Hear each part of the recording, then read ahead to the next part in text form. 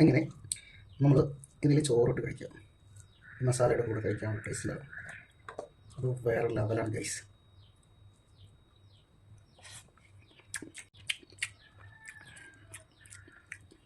വാവ്. കുറച്ച് ഓയിൽ ഒഴിച്ച് കൊടുക്കാം. കുറച്ചെണ്ണം മതി കേട്ടോ. എല്ലായിടത്തും സ്പ്രെഡ് ചെയ്യാം. അതിൻ്റെ പുറവശം ഓയിൽ സ്പ്രെഡ് ചെയ്യാം. കറിവേപ്പില ഇതൊക്കെ ഒരു ഡിസൈനിൻ്റെ ഭാഗമായിട്ട് ചെയ്യുന്ന കേട്ടോ, ഒന്നും നിർബന്ധമില്ല.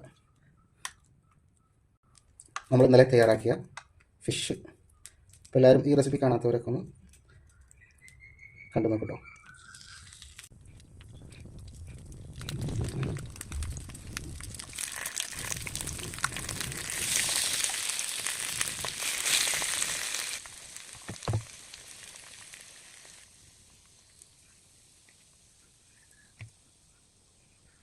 നമുക്ക് ഒരു സൈഡ് വേവിക്കാം നല്ലപോലെ. നമുക്ക് ഗ്രീൻ ലൈറ്റ് കാണിക്കുന്നത് കുറച്ച് നേരം കൂടെ ഇങ്ങനെ മുരിയിപ്പിക്കുക. ഡ്രൈ മുരിവ് വേണ്ടവർക്ക് ഇങ്ങനെ കുറച്ചും കൂടെ മുരിയിപ്പിക്കുക. അങ്ങനെ തുറന്ന് വെച്ചിട്ട് മറിച്ചിട്ട് കൊടുക്കുക.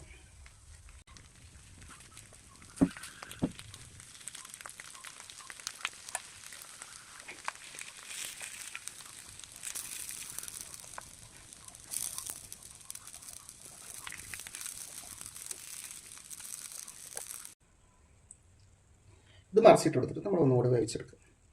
വളരെ ഹെൽത്തി ആയിട്ടുള്ള ഓയിൽ കുറവായിട്ട് നമുക്കിങ്ങനെ നല്ല ബോയിൽ ചെയ്തെടുത്തിട്ട് കഴിക്കാൻ നല്ല ടേസ്റ്റാണ്. ഫിഷ് ഫ്രൈ ഇവിടെ റെഡി ആയിരിക്കുന്നു ഗൈസ്. അപ്പോൾ എല്ലാവരും ഒന്ന് ട്രൈ ചെയ്യാം. നമ്മൾ ഈ മസാലയിൽ കിടുക്കാച്ചി ഫിഷ് ഫ്രൈ മസാല റെസിപ്പി.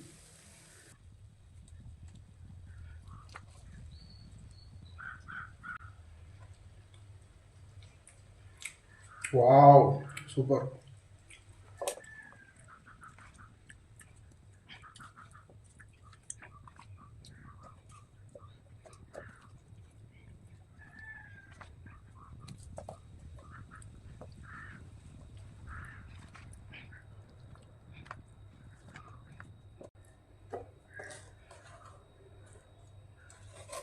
അറിയണ്ടല്ലോ, ചോറിട്ട് കഴിക്കാം, ഭയങ്കര ടേസ്റ്റാണ്.